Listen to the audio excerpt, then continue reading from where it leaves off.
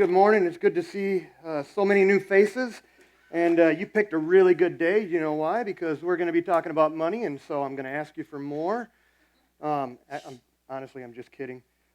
We're actually in a series called Lord Bless This Mess. And, well, if I know people, I know that some people have discovered that money causes a mess. Or maybe money doesn't cause the mess, but they're in a money mess regardless. And so I don't know if that's you. Maybe you've been in one. You know somebody who's in one. There's all kinds of stories that we could tell. And so I'm just going to give you some statistics, and I'm also going to let you know ahead of time. I am not intending to beat you up this morning with how poorly so many of us have handled our money. But I'm going to tell you how poorly people handle their money.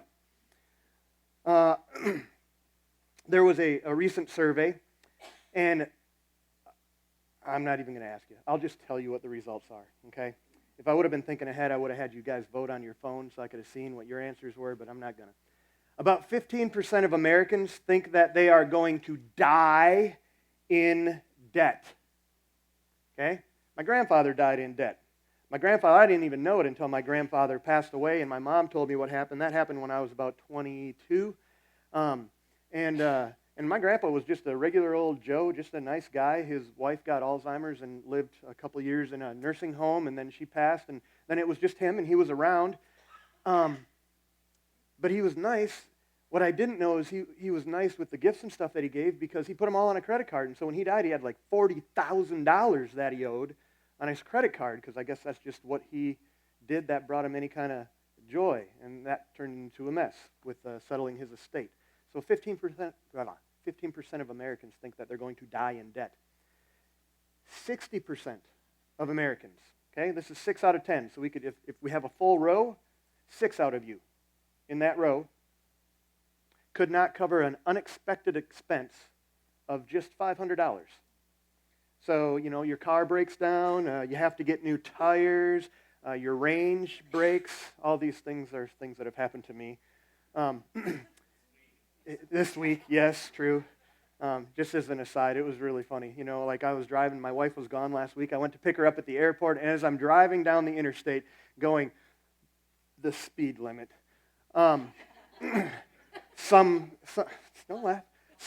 something came into my lane, and I had like literally no time to react to it, and I ran it over with my tire. And it didn't even sound bad until about 2 seconds later where it started going, which you know means that you have a flat tire.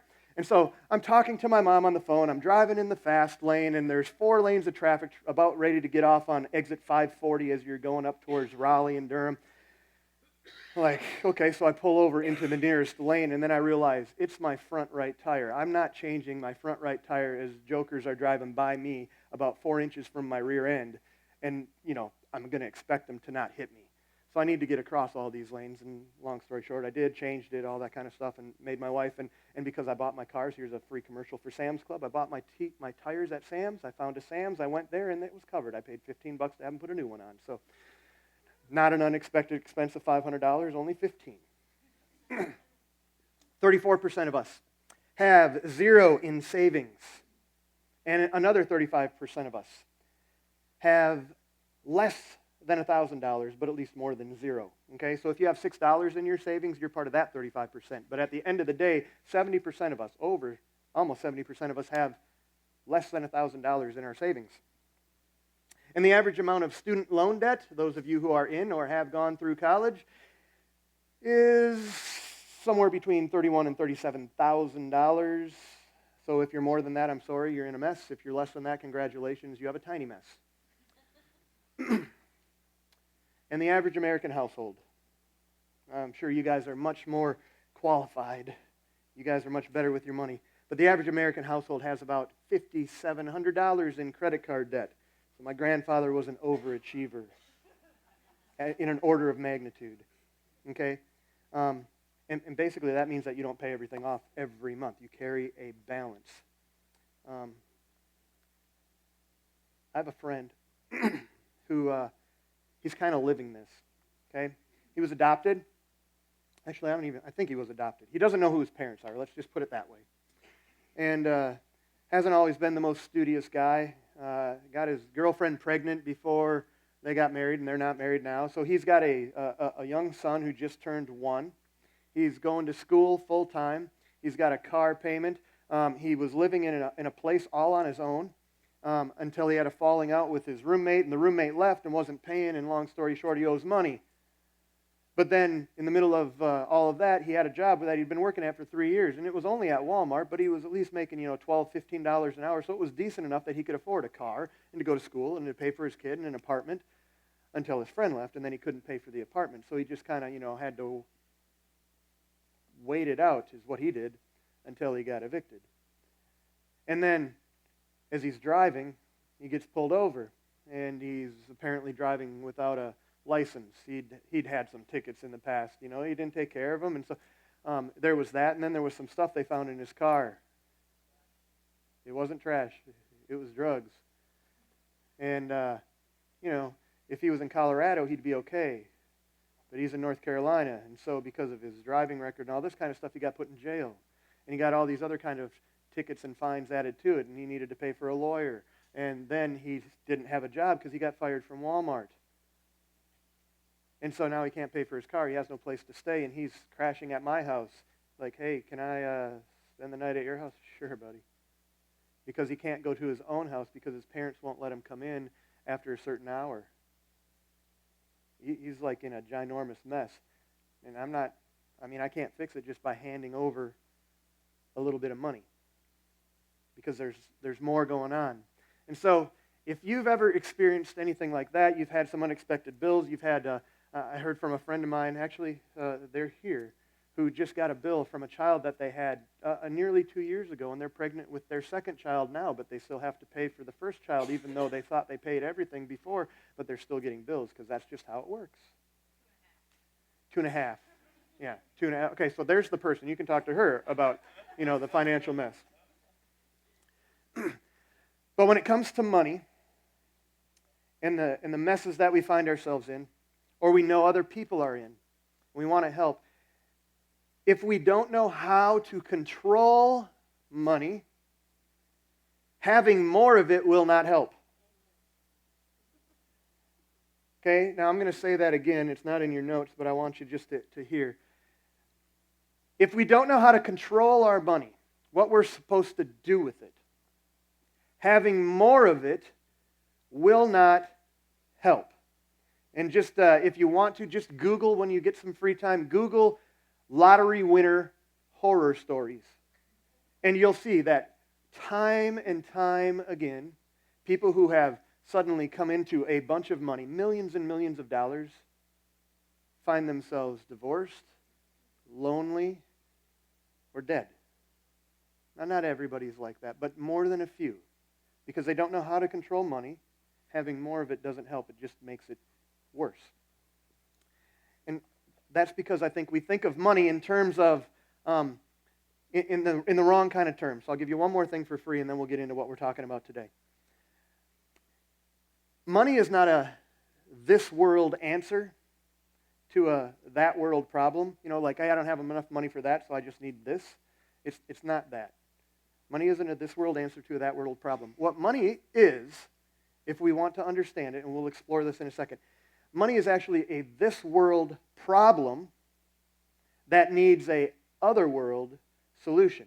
In other words, money is something that happens here, and if we just treat it as something that's part of the earthly rule and reign, but we don't have a kingdom perspective, you're going to be miserable with money. You're going to miss out on what God has provided money for. So, let me just jump in here for a second. I've got some tools up here. All right. Anybody know what this is? Socket wrench. You know what you do with it? Fix stuff. That's about as general. Yes. Okay. Yes. You tighten things, or if you go the other way, you can loosen things. Okay. And what? And you throw it when you get mad. Okay. It makes a good tool. Okay. That's for Corey. What's this? It's a screwdriver. Whoever said screw. Did you say screw? Okay, you said screwdriver. Okay. It's a screwdriver. Okay? You're probably not really good with this tool if you think it's a screw. Okay? How about this? Wrench. Okay? What do you use it for? Tightening and loosing, right? You know, things that maybe you can't fit this on because they come at different angles. Okay? How about this? What's this? Pliers, right? Or adjustable wrench. Okay? And what do you use this for? Okay? But you also use it for pounding nails if you don't have one of these. Right? What's this? Hammer? Everybody knows? Is there anything else out here? Okay. So, there are people who have all the tools, and they even know what they are. Now, if I gave you a pile of tools, like let's just say I brought you into a workshop, and here's a table saw, and a drill press, and a router, and all kinds of stuff like that, and I said, would you make me a china cabinet? How many of you would be able to do that? Dennis isn't here. There's a few of you who could do that. Okay? But the rest of you, you know exactly what that, oh, that's a table saw. I know what that's for. You turn it on and you cut wood. Well, good job. I'm proud of you. Oh, look at that. That's an air nailer. And it nails things. Good job. Okay, so what I want you to think about is Ralph, who's running our lyrics and stuff. Okay? Ralph is a mechanic. He probably has $70,000 worth of these things. Or more. Okay? Because Ralph works on cars. And he's really good at it. Ralph's like my resident fix-it guy. I thank you, Ralph. And he can do it. I know what these are and what they're for. I don't know how to do it. I want you to write this down. Because money is a little bit like that. Money is a tool, but it is not the product.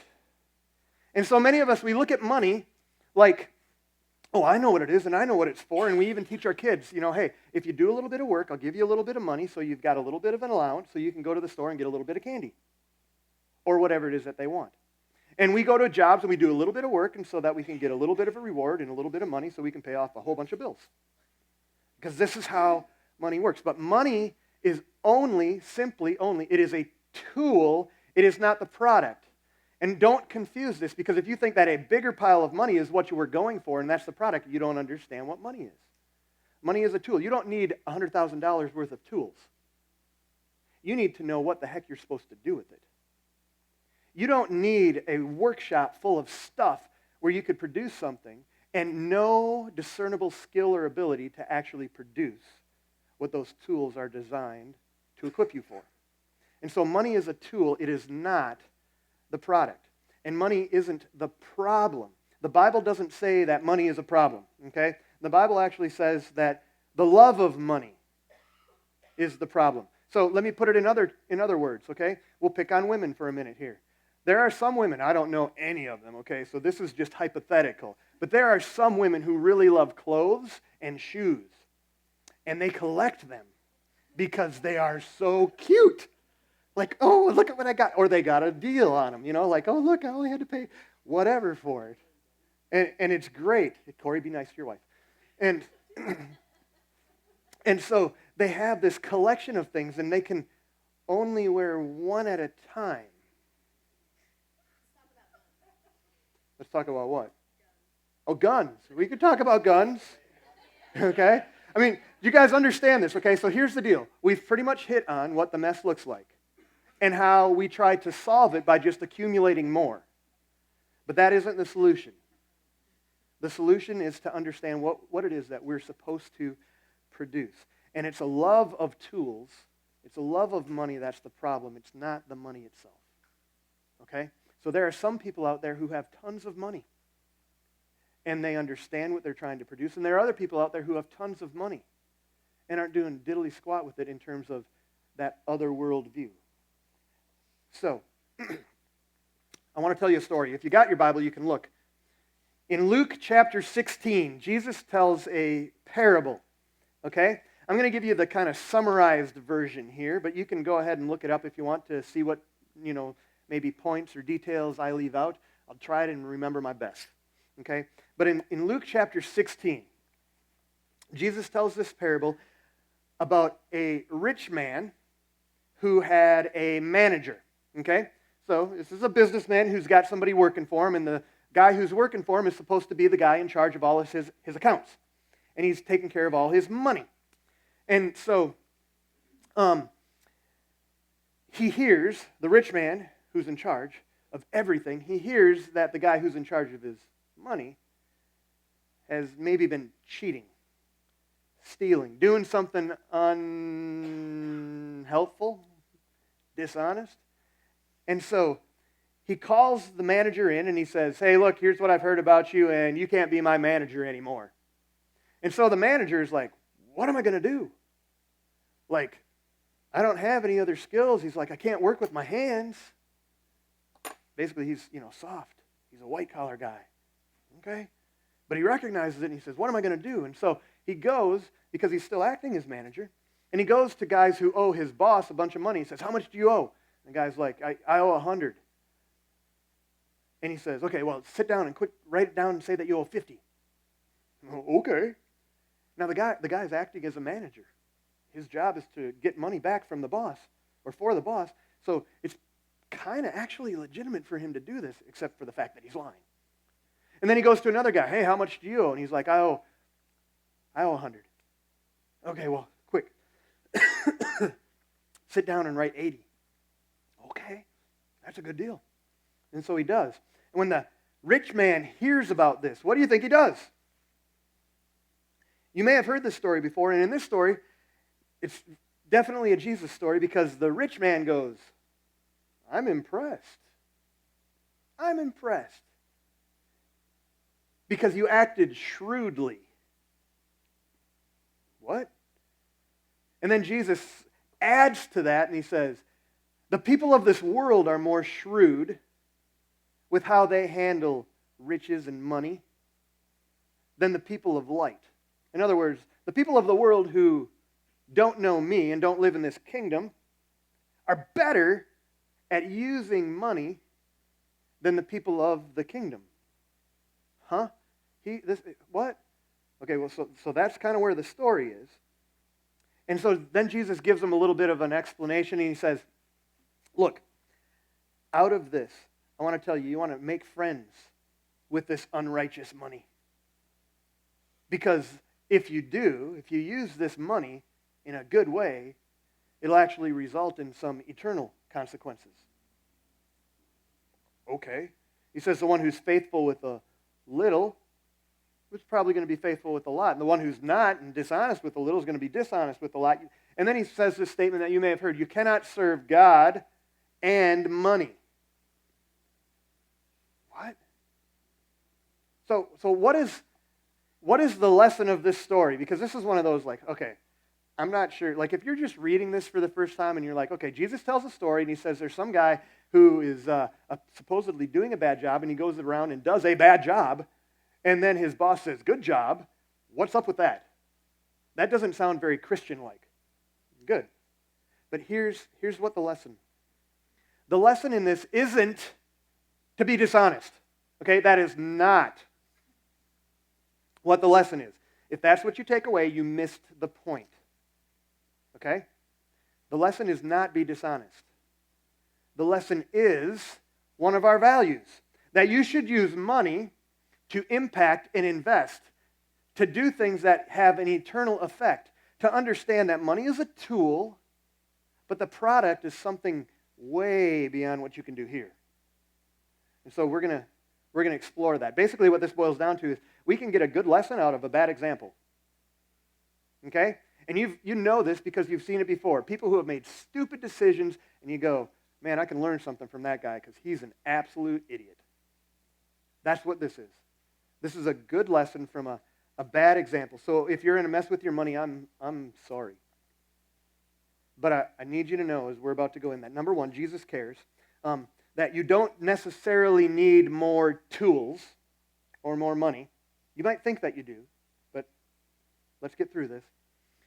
What you need to do is you need to look at what you're producing and ask yourself, is there any kind of kingdom impact?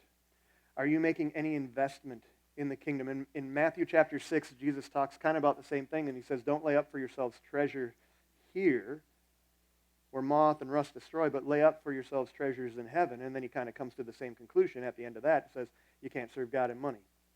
Okay, so it's a impact and invest in the things that will make a difference in the kingdom. We're going to unpack that. So here's some things that I think we can learn from this about how to handle our money. And now let me just remind you again, okay? When we talked about messes, last week we said, and I'll tell you every single week, that you will not be able to fix the messes if you try to deal with the masses. In other words, if there's something going on that affects a whole lot of people, you will never solve it for a whole lot of people. You do for one what you wish you could do for all. Okay? And so if you're the one, this is for you. If there's somebody else, and you know that they're in a mess, and all your friends are in a mess, that's fine. Pick one. Okay? But let me just give you some messes, okay? That more money, okay, I just want to debunk this. More money will not solve these problems. For instance, let's look at American education and the educational system. Now, I know we've got some teachers and people have strong opinions, and that's great, you can, but what you cannot deny is that America spends the most per student on education and is not number one in every category. As a matter of fact, we are lucky to stay in the top 10 in some of our categories, despite the fact that we don't just spend the most, we spend the most by a lot. But we don't have a smarter product. We've got lots of tools, but we still aren't producing what we're trying to produce. Okay, let's look at poverty. Poverty is something that has been around for a long time. Jesus even said, the poor you will always have, but you won't always have me. So it's not like it's a solution that we can solve for everybody, unless Jesus lied. But we're trying. And we've been trying for well over 50 years now. Do you know how much money we've thrown at poverty to try and solve the poverty problem? Probably not. I didn't until I looked it up. $16 trillion over the last 50 years that we have thrown at the poverty problem. And guess what? We actually have more people in poverty now than we did when we started. Good work. We probably need more money. And then I already told you about lottery winners. What happens? Here's more money. Everything will be solved. Except everything. And so, remember that, like we said, money is a tool. It's not the product. So how do we use this tool? How do we use this tool to produce something that isn't just a bigger pile of tools? Well, let's look at verse specifically. Jesus tells the story, and here's the summary part. Okay, the guy isn't doing a good job. The boss says, I'm going to fire you. He goes out and says, cut your bill in half, cut your bill down to 80. And then in verse 8, Luke chapter 16 in verse 8. The master commended the dishonest manager for his shrewdness. For the sons of this world are more shrewd in dealing with their own generation than the sons of light. And I tell you, make friends for yourselves by means of unrighteous wealth, so that when it fails, they may receive you into the eternal dwellings.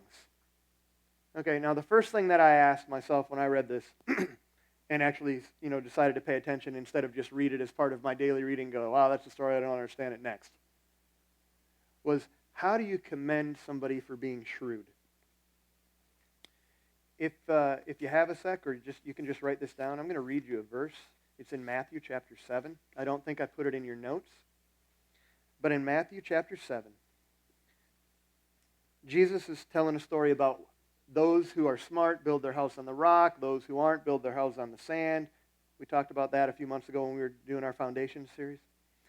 In Matthew chapter 7, verse 24, everyone then who hears these words of mine and does them will be like a wise man who built his house on the rock.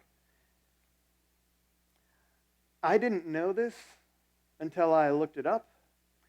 But do you know, and if you did, I'm really impressed, but the word that Jesus uses there to describe the man who built his house on the rock, where he says wise, is the same word that Jesus is using when he tells this story about he acted shrewdly. And so maybe you think, like I do sometimes, that shrewd is just like a really negative connotation, but no, what Jesus is saying is, This guy acted wisely. In the same way that people who build their house on the foundation of Jesus act wisely. And so if you're going to handle your money, you need to act wisely. Number one, we need to use our money wisely. Now, what does that mean? Just look at in verse 9, where he says, I tell you, make friends for yourselves by means of this unrighteous wealth, or this mammon, or this money, this stuff that's a tool, so that when it fails, when it's gone, when it's done, when the tools don't work, when that happens, they may receive you into eternal dwellings. Now, there's a couple different ways that people look at this, and I don't know which one I would agree with, because it doesn't necessarily matter. What I understand is that the principle is there. And here's what it's saying. Use your money in such a way that you would make friends and use influence, and you can impact and invest the people that are around you so that when the money runs out, or what many people would say, so that when your life is over and you cannot use your money anymore, because you've maybe heard this, you've never seen a U-Haul being towed behind a hearse, because when you die, you leave it all here. Like you don't get to take it with you. And so when that happens, and it says they will receive you into eternal dwellings, some people think that what it's talking about is the money that you invested, if you used it wisely, and provided input and influence for impacting and investing in the eternal, that those people who have been impacted by that will welcome you into eternal dwellings, that they will already have gone into heaven, many of them, because of what you've done with your money. And it's produced out of that what God is looking for, which is more people in His kingdom.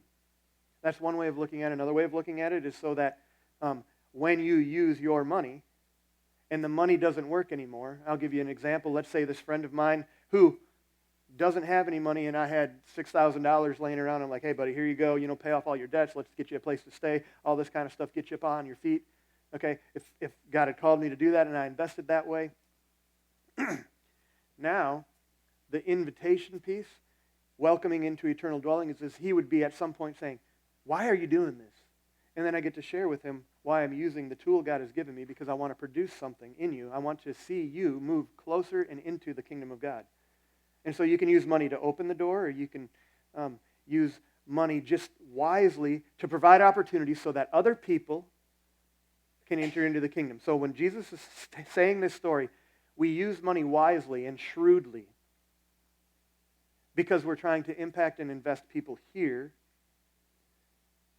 so that they can have an other world or a kingdom experience with God. If you look at Ephesians chapter 5, and if you're following along on YouVersion, which, by the way, if you guys don't know, you can follow along on your phone. We encourage you to use your phones, and if a text rolls across, send something back. That's fine. I don't care.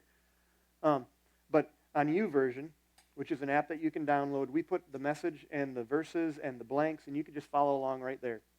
And if you need the Wi-Fi for Discovery Church here, just find Discovery Church, and it's Discovery is the password with a capital D and a capital Y. If you're following along, I put it in there. Ephesians chapter 5, here's what it says. Look carefully then how you walk, not as unwise, but as wise, making the best use of the time, because the days are evil.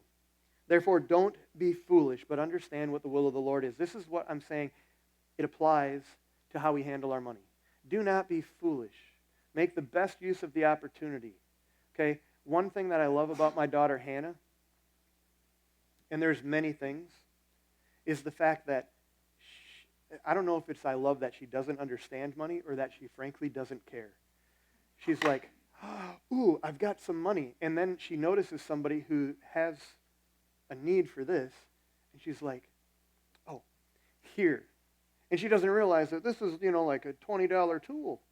But she's just handing it, here you go. Oh, no, it's okay, I don't need it, here you go. And she goes and buys something. She's maybe earned some money because she was watching a dog or something like that, and the guy pays her. And so here's a $15 gift card. You can go and get ice cream. And she'll go, but she doesn't want to go by herself. She wants to go with her sister because she wants to get her sister some money. Not money, ice cream. I know what I meant. But Hannah, despite everything, she is investing in other people, and she's making an impact. And given the opportunity, and as she matures, she'll be able to explain why she does something like that. I've seen other people in my family do it, and I've seen many of you do it. Make good use of your time, because the days are short and they're also evil, and money, we need to use it wisely.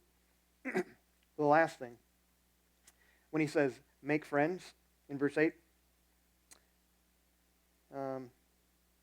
verse 9, and I tell you, make friends for yourselves by means of this unrighteous wealth. Just, again, to help you hopefully understand what it means to use this wisely. When I looked up that word, make, it's not just, it's like a creative thing. Produce friends. You don't buy friends, okay? Now, I've known people like this. They had money, and they thought if they just would pay for everything everywhere, then they'd have friends. But they weren't really friends, because when they run out of money, and this is what happens with lottery winners, when they run out of money, they run out of friends. What he was talking about is you produce, you make friends. And the cool thing is Jesus, he invested wisely, not just money, but with his life to make you and I friends. And so in John chapter 15, Jesus says, you are my friends if you do what I command. And I'm submitting to you that Jesus is giving us almost a command here, that we should use our money wisely. And he says, no longer do I call you servants, for the servant doesn't know what his master is doing. But I've called you friends. For all that I heard from my Father, I've made known to you. And so when we use this money wisely, I'm just going to encourage you to think in terms of, how can I have an eternal impact? When you give to Discovery Church, look, there are things like this, that we might pay for, and stuff that's up on stage and stuff like that. It's just a practical use for an eternal purpose. And so those of you who are regular givers at Discovery, thank you. Those of you who give to other things and sponsor Children for Compassion or World Vision or something like that, thank you. Use your money wisely. See, because generosity, when we give, it's not about just giving more money. It's about giving so that you have more influence. And it's not your influence. It's influence for the kingdom of God. That's using money wisely. In verse 10, Jesus is kind of summarizing here. And he says, one who is faithful in very little is also faithful in much. And the one who is dishonest in very little is also dishonest in much. If then you have not been faithful in the unrighteous wealth, who will entrust you the true riches? And if you have not been faithful in that which is another's, who will give you that which is your own? Okay, so Jesus is kind of summarizing here. Basically what he's saying is faithfulness in whatever you've been given. If you've got a few tools or you've got a ton of tools, faithfulness in using those, in protecting them and taking care of them is what matters. I'll put it this way. When it comes to money, here's the deal. We need to handle it well. Now, when I think of tools, sometimes I get frustrated because I've got 5 kids. I've got some tools, but not a lot, because I don't really know what to do with my car, which is why I'll have Kevin come help me, or Ralph come help me, or I'll make friends with YouTube. But when I go into my work shop and I try and find one of these, and I specifically need this 16 millimeter wrench, and it's not there, I immediately know what happened. It may have been Hannah or any one of my other kids. And of course, when you ask them, they all blame the 6th child, not me. And if I knew where that child lived, I'd get all of my stuff back. But we need to handle what we've been given well. And so the one who's been given little will be faithful with much. And this works with responsibility. If you've been given a little money and you're faithful with it and you can pay off your bills and you figure out how to get through things, and we'll get to some tips at the end here, then great. But if you can't handle little, remember, if you can't control your money, more isn't going to solve your problem. And so the one who is faithful with little is faithful with much. If you can't handle a little bit of money, who's going to entrust you with true riches? Because handling money is not true riches. More money is not true riches, despite the fact that we might think that. I'm not going to lie. When I see, something on Instagram or somewhere else, and there's somebody literally, and there's thousands and thousands of dollars, Or I hear about Floyd Mayweather. I think you were telling me about him. Floyd Mayweather doesn't go anywhere without $50,000 on him, because just in case he needs a Snickers. Like, seriously? Can you imagine, like, just for fun, you go into the club and you're Floyd Mayweather and you go stand on the balcony because you can go wherever you want when you walk in and you're Floyd Mayweather worth millions of dollars and you got 50 grand on you. And you just, there goes $100 bills over the edge. Now, if that were me, I'd be punching people for it. Not, on purpose. I'd just be like, let me get that. Because I wouldn't want to do it. I'm a pastor. You don't hit people on purpose and let them know. But I'd think, if I can just get a bunch of these. Or you watch the game shows that are on television. Anybody seen The Wall? Anybody seen Hunted yet? Yeah, good, because it's a good show, and I'd want to be on that show. And we've talked about that. I won't bore you with the details. But more isn't going to solve the problem. We need to handle what we've got well, and more is not true riches. Money and how we handle it is just a gateway to true riches. Okay, it's kind of like the door that we use. And then we get to the money statement in verse 13. No servant can serve two masters, for either he will hate one and love the other, or he will be devoted to the one and despise the other. You cannot serve God and money. Okay.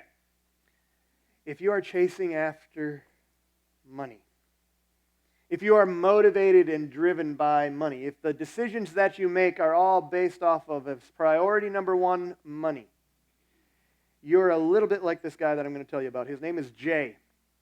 And in 1980, Jay, I guess he lived near Chicago, and he heard a Chicago radio station said, "What would you do for $10,000? And so people had to submit what they would do. And Jay, anybody got, let's just play here. Anybody got a guess of something crazy Jay would do for $10,000? Okay, college student. Okay, Cubs tattoo, that'd be a good one. Go ahead. Pick the craziest thing. Because if you don't, then I'm just going to ask you, what would you do for $1 million? You jump over what? You jump off a cliff. Okay, hopefully into water, because I like you. Okay. Here's what Jay decided to do for $10,000. Actually, there's your fill in the blank. You need to serve it second. Here's what Jay decided to do for $10,000. He decided he would eat a 12-foot birch tree. Okay? So, that's the best photo that I could get of to show you that it's true. Chicago Tribune, July 1980. There's Jay, whose stunt of eating him a tree he actually ended up winning, I believe, get him $10,000. And his quote is, "As far as trees go, it's not bad." Okay? Now, just so you know, I read the article, and the article says he checked with the doctor, and the worst that was going to happen was a stomachache, because he was going to eat pine, and then he found out that actually produces turpentine, so that was not a good idea. And then he was going to try all kinds of different things. But anyway, he checked with the doctor, and over 3 days, took him 89 hours total, 18 hours just, as he's sawing it up or whatever. He ate a stupid tree. Do you know why? Because he was driven by money. And we don't need to be driven by money. What we need to be is to serve God first and money second. We serve money second. He wasn't. He wasn't serving money second. He was serving money first. He became a servant to the money. What do you need me to do? And anytime you've ever heard or even asked that question, it's okay and it's kind of fun to enter into it. What would you do if you ever won the lottery? What would you do with $1 million? Or would you do this if somebody paid you? Just the other day, my daughter's like, "Hey, Daddy, will you give me $5 if I make this basket with nothing but net?" And she's standing behind the basketball hoop. I'm like, "Yeah, I'll give you $1 or $5 if you make it nothing but net." So she granny shots it from about 10 feet behind the basketball hoop, hits the top of the backboard. It bounces straight up and goes right through the stinking basket, nothing but net. I'm like, I'm impressed. I just grabbed my wallet. Here you go, honey. Congratulations. But are you driven by money? If you're looking for a job, is that the sole determiner of why? Or are you looking for something where you can actually impact people for the kingdom and invest maybe your time, not just your money, in the kingdom? Okay? Do not serve money first. Serve money second. All right. Now, here is the last part of the story. And in your Bibles, if you're looking in your Bibles, it's in a separate section. It's not even part of this section. But when you get to verses 14 and 15, okay, Jesus just told this story, and then it just kind of ends, and that's how we usually read the Bible, as part of that. But I want you to see kind of the context of the story. The Pharisees, who were lovers of money, heard all these things, and they ridiculed him. Okay, now, imagine this. Jesus just told a story. This is like somebody, just imagine this, okay? You tell somebody a story of the tortoise and the hare, and you tell them, it's just stick to it, and the slow and steady wins the race kind of thing, and you tell them that, and you get done telling that story, and it's a good story, and it teaches a good lesson, and everybody goes, "You're such a jerk. Can't believe you would tell that story. Why would you tell stuff like that?" What? Jesus just gets done telling a story kind of like that, and the Pharisees, who are lovers of money, heard everything and they ridicule him. So Jesus says to them, "You are those who justify yourselves before men, but God knows your heart. For what is exalted among men is an abomination in the sight of God." In other words, Jesus just laid the smack down. They wanted to say, "Yeah, but." Okay, so we're talking about this, and I've thrown out maybe a few examples of how we should use money, and money is a tool, it's not the product, and if you're looking for a job just because of money, and some of you have been sitting there as we talked about this, and you're like, "Yeah, but." I just want to warn you that you sound a little bit like a Pharisee. You might want to listen to what Jesus has to say here, because when it comes to money, we need to use it wisely, handle it well, serve it second, not first. Ultimately, what you and I need to do is you need to examine your heart. I need to examine my heart. Because in verse 14, Jesus says, God knows your heart. He says the same thing in Proverbs chapter 21. In Proverbs 21 verses, actually I think it's just verse 2. He says, "Every way of man is right in his own eyes, but the Lord weighs the heart." In other words, you can be right. You can even prove that you're right. You can let everybody around you know that you're right and rest in the confidence that you are right. But the Lord knows your heart. And so when it comes to your money and what you do with it, the Lord knows your heart. We need to examine our heart. Remember last week we were talking just about entering the messes. We talked about the Good Samaritan and the guy who's asking Jesus a question, "Who's my neighbor?" And Jesus tells him the story about the guy on the road to someplace, gets beat up and robbed. And good religious people pass by, and then a Samaritan comes by. And he says, Jesus asks the guy he's telling the story to afterwards, "Who was this man's neighbor?" And do you remember what it said? And the man, wanting to justify himself, "Who's my neighbor?" Jesus tells the story. And then he can't tell him. He says, it's the guy who showed mercy. But the whole purpose of it, the guy was just trying to justify himself. We have the same exact thing here. These Pharisees are trying to justify themselves in how they handle money. So I'll just make a random statement, and then we'll give you some tips so you can go. The crowds and how other people view things and us, they might make you comfortable, and that's what these Pharisees were trying to do. They were comfortable. They were trying to justify themselves in front of the people around them. And the crowds will make you comfortable. But here's what Jesus wants to do. He doesn't want to make you comfortable. He wants to make you acceptable to Him and to God's kingdom purposes. Okay?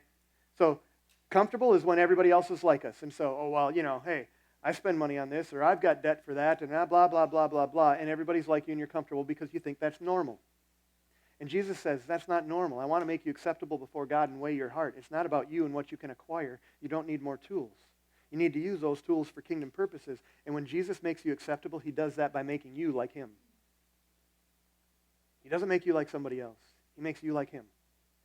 And this is what we want to do and examine our heart. Do I want to be like Jesus? If I do, then I'm going to have to use money wisely and make the most of every opportunity. I'm going to have to handle it well and be faithful with the little bit he's given before I expect a lot.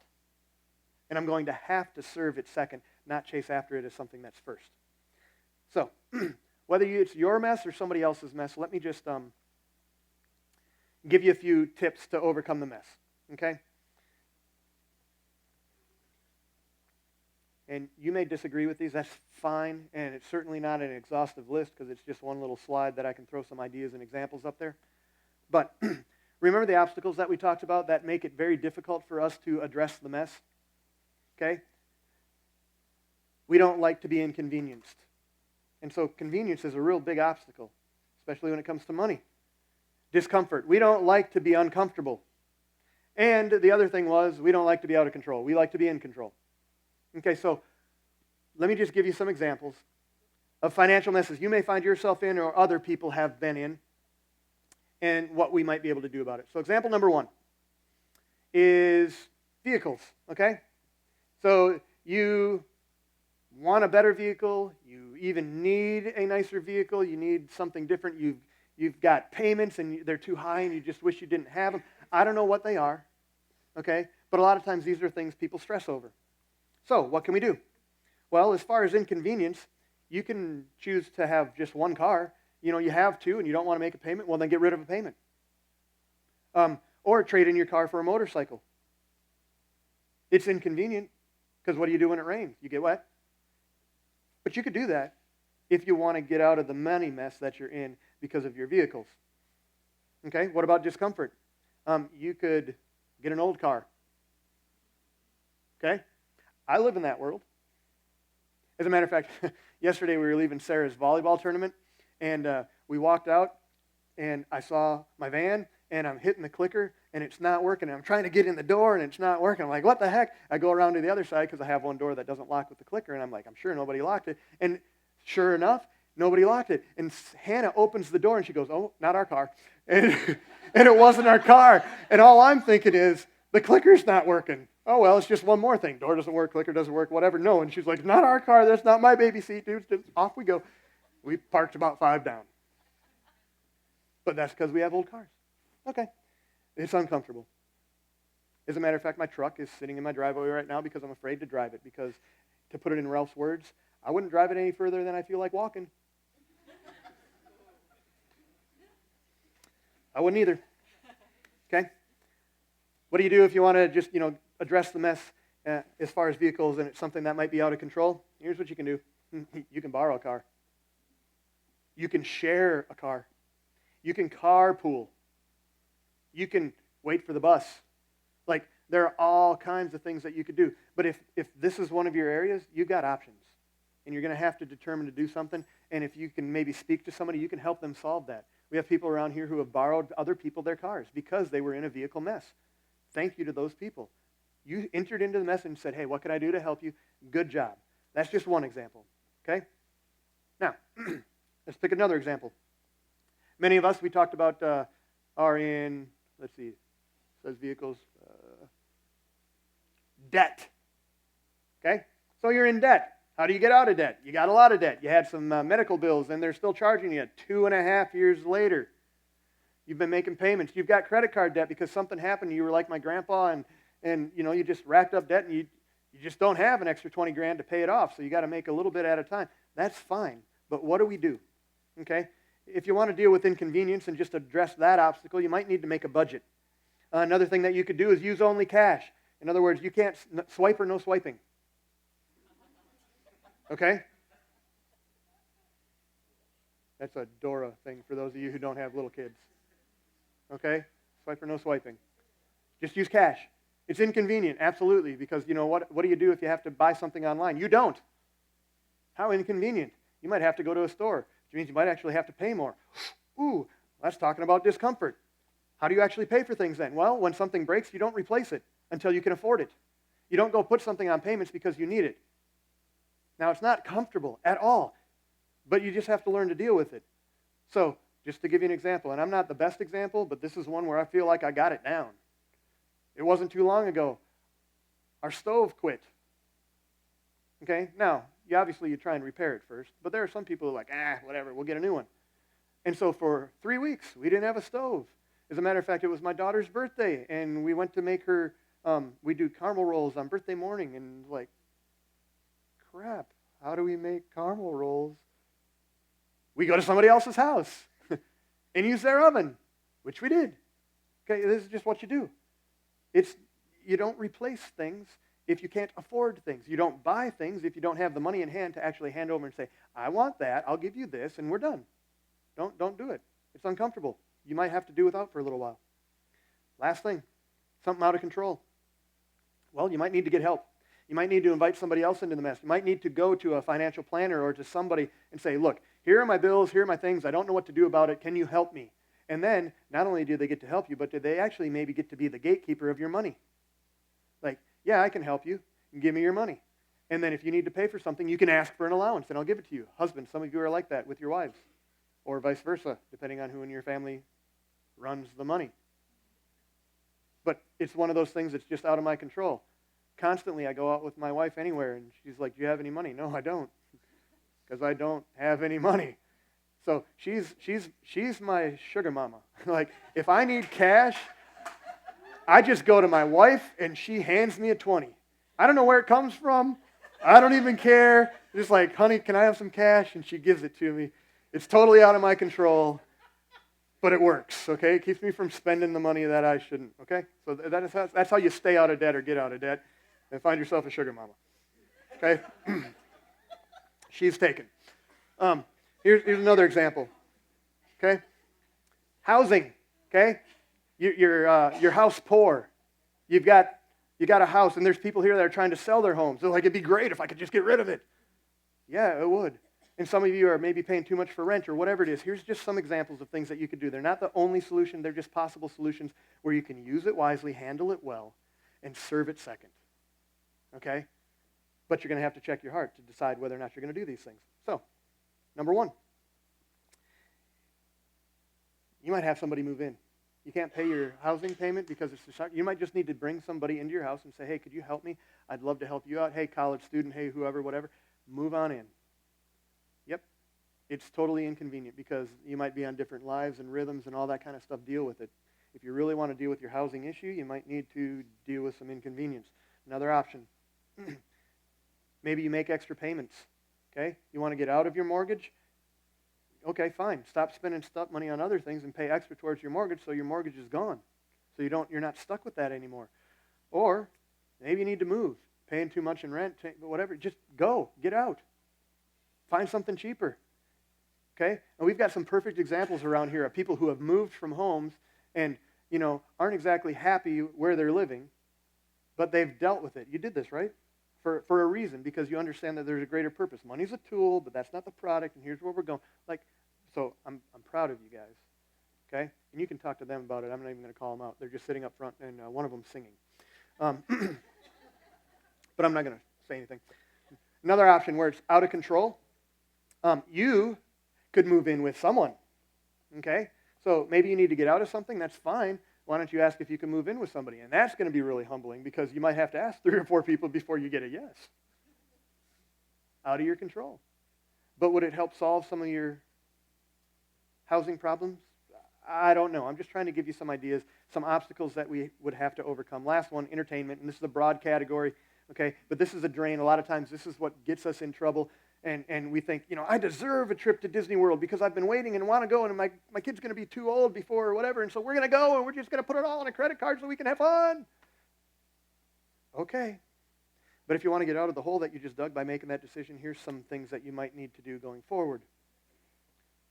Number one, it's inconvenient, but you're just not going to be able to eat out very much. You might need to make your own meals. You might need to eat leftovers. Might not be able to buy prepared food, okay? You might have to shop at Aldi's. Or Lidl's. Whatever. The new airport hangar that's off Fire Tower Road. Okay? But anyway, find yourself, you just have to do it differently, okay? And it's inconvenient sometimes to make your own food than it is to just go pick something up on a drive-through. But the cost is going to be considerably different as well. And so if you might have to do that. On a discomfort or uncomfortable side, you might need to get rid of cable. Might need to get rid of internet. Might need to not go to the movies. Maybe you don't get to watch sporting events live, or you don't even get to watch them on TV live because you cut your cable. And yeah, it's definitely uncomfortable if that's the kind of person that you are. Those are just some examples. The last one. As far as out of control, maybe you don't go out to eat until somebody gives you a gift card so you go out to eat. Or somebody invites you along and you have to ask the uncomfortable question and say, look, I don't have any money. I'd love to go, but I can't. And you just kind of hope. Oh, it's fine. I'll pay for it. And it's okay to do that. It literally is, because what you are is you're handling your money well.